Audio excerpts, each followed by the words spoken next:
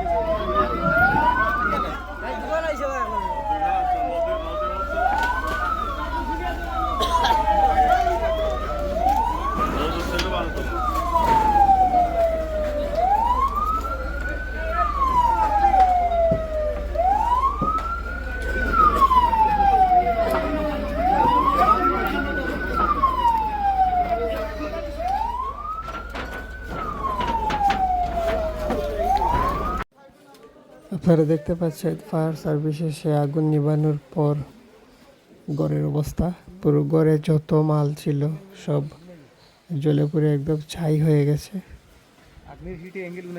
কোনো কিছুই আর অবশিষ্ট নেই। এটা মূলত একটি স্যানিটারি এবং পাইপ এবং টিউবওয়েল এই সম্পর্কিত একটি দোকান ছিল।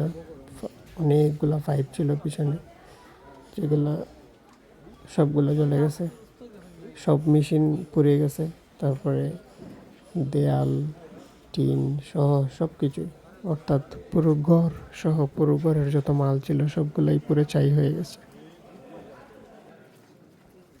দোকানের ভিতরে একটি গাড়ি ছিল, গাড়িটিও সম্পূর্ণ জ্বলে গেছে। আপনারা দেখতে পাচ্ছেন, এখন গাড়িটি আমি দেখাচ্ছি।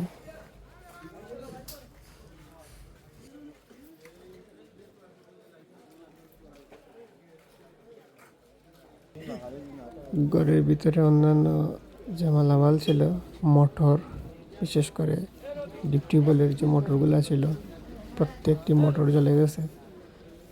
তারপরে এই যে পানি উঠানোর বিভিন্ন মেশিন, স্যানিটারি বিভিন্ন মেশিন সবগুলো জ্বলে গেছে।